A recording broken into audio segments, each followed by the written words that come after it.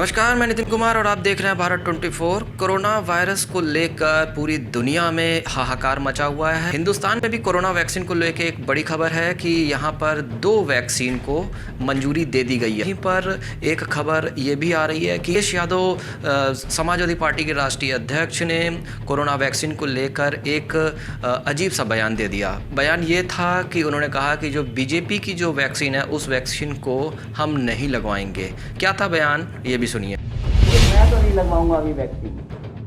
मैंने अपनी बात कह दी और वो भी बीजेपी लगाएगी उसका भरोसा करूंगा मैं? अरे जाओ भाई। अरे अपनी सरकार आएगी सबको फ्री वैक्सीन लगेगी। हम बीजेपी का वैक्सीन नहीं लगवा सकते। अखिलेश यादव के इस बयान को लेकर बीजेपी में आग बबूला, जो इनके जो नेता हैं वो आग बबूला हो गए और साफ तौर पे उत्तर प्रदेश के उप मुख्यमंत्री केशव प्रसाद मौर्य ने कहा कि ये वैज्ञानिकों का अपमान है और जिस तरीके से अखिलेश यादव ने जो बयान दिए हैं, जो बात कही है, उस पर उनको माफ़ी मांगनी चाहिए। प्रदेश के पूर्व मुख्यमंत्री श्री अखिलेश यादव जी, आपने कोरोना वैक्सीन लगाने से मना करके एक तरह से केवल इस देश की सरकार का ही नहीं बल्कि इस देश के उन वैज्ञानिकों का, उन डॉक्टरों का जिन्होंने दिन रात परिश्रम करके इस वैक्सीन को तैयार किया है, जिसे लेने के लिए पूरी दुनिया और पूरा देश लगातार प्रतीक्षा कर रहा था, और आपने वह लगाने से मना करके वह भी उसका सार्वजनिक बयान दे करके जो किया है वह निश्चित तौर से यह सबका अपमान है। और आपसे मैं अपेक्षा करूंगा कि इसके लिए आप माफी मांगे और जो मुख्यमंत्री के पद पर रहा हो उसे इस प्रकार के बयानबाजी करने से पहले 1000 बार सोचना चाहिए।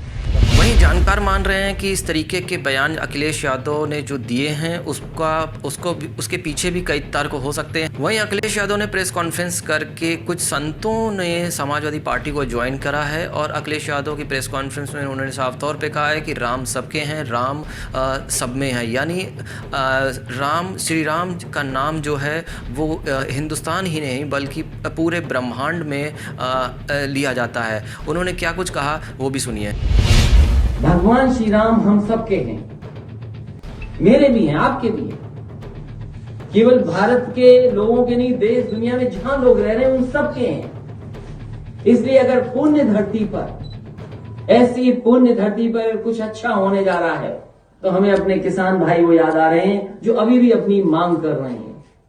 मैंने कहा कि उनके जो मांग है वो जायज है, कानूनी है और नियम में बनती है, और अगर किसी का बड़ा दिल है तो वो कर सकता है। मैंने उन सबको भरोसा दिलाया है कि जब कभी समाजवादी पार्टी को मौका मिलेगा आपका हक दिलाएंगे। आपका सर्विस रेट बढ़ा करके 6 गुना मुआवजा दिलाने का काम अगर ये सरकार नहीं करती है तो समाजवादी पार्टी करेगी।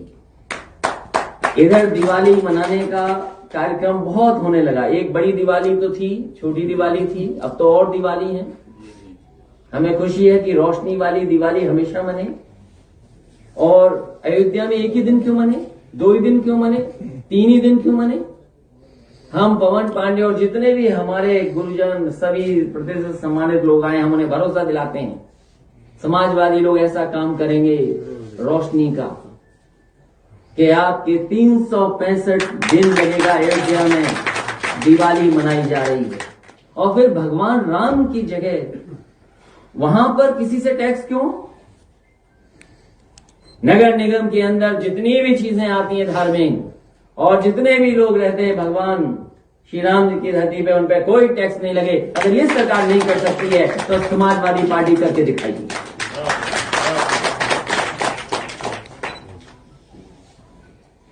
मैं प्रेस के लोगों का भी धन्यवाद देता हूं कि कम समय की जानकारी के बाद आपको बुलाना पड़ा।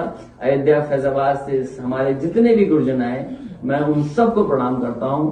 और जिस तरीके से आज आशीर्वाद दिया है, इसी तरह आपका आशीर्वाद बना रहे क्योंकि बहुत ताकतवर लोगों से लड़ना है। अखिलेश यादव की इस प्रेस कॉन्फ्रेंस को लेकर उत्तर प्रदेश के मुख्यमंत्री योगी आदित्यनाथ ने तंज करते हुए कहा कि हम तो पहले से ही कह रहे थे कि राम सब में है, राम सबके हैं। अब इनको समझ में आया, जो राम मंदिर को जो विध्वंस जो नहीं बनने देना चाह रहे थे, अब वो भी सीख गए हैं कि राम का नाम लेना जरूरी है। क्या कुछ कहा योगी आदित्यनाथ ने, वो भी सुनिए।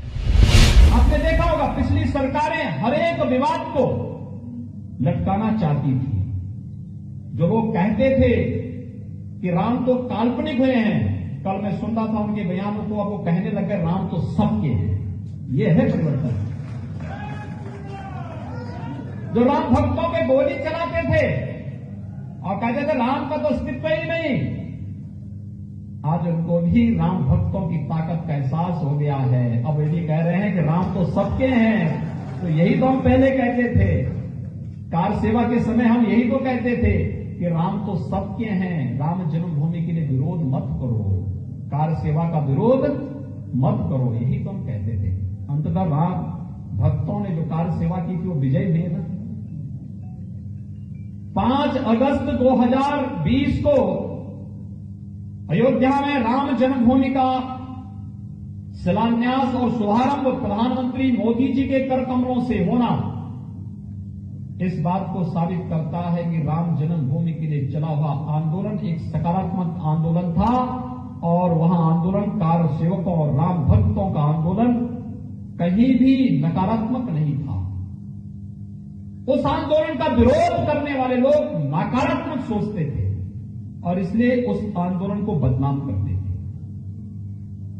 और जब हर एक क्षेत्र में फेल हो चुके हैं, अब फिर वही राग अलापने का कार्य कर रहे हैं। अब पहले राम को मानते नहीं थे, अब कहने लग गए राम तो सबके हैं। भगवान करे सद्बुद्धि हमेशा उन लोगों को बनी रहे और वे लोग भारत के लिए भी और उत्तर प्रदेश के बारे में भी इस प्रकार की सकारात्मक सोच के साथ आगे बढ़ सकें। उत्तर प्रदेश में होने वाले 2022 में आम चुनाव को लेकर सभी पार्टियों ने बुगिल फूंक दिया है। अब सवाल यह है कि इस तरीके की बयानबाजी उत्तर प्रदेश में होने वाले आम चुनाव को लेकर जनता क्या रुख इख्तियार करती है, फिलहाल ये तो आने वाला वक्त ही बताएगा। लेकिन जिस तरीके से अखिलेश यादव ने कोरोना वैक्सीन को लेकर जो बयानबाजी करी है, उसको लेकर एक अलग तरीके की राजनीति छिड़ गई है। और दूसरी चीज़, राम मंदिर को लेकर अखिलेश यादव का जो रुख है वो भी एक दिखने वाला बात होगी कि हिंदुत्व की राजनीति अब उत्तर प्रदेश की विपक्षी पार्टियां भी शुरू कर दी हैं। अब 2022 का चुनाव अब किस मुद्दों पे लड़ा जाएगा? विकास पे जो अखिलेश यादव उत्तर प्रदेश के जो पूर्व मुख्यमंत्री रहे हैं, जो विकास की राजनीति करते चले आ रहे थे, अब उनको भी राम मंदिर और यानी राम नाम को ही लेकर आगे बढ़ने की कोशिश कर रहे हैं। अब आगे क्या होगा, किस तरीके से ये आगे चीज़ें जाएंगी, वो तो फिलहाल आने वाला वक्त ही बताएगा। तब ये भारत 24, नमस्कार। 64 सफेद काले खानों पर बिछी सत्ता की वो बिसात, जिसकी हर चाल छल, कपट और भ्रम से भरी है।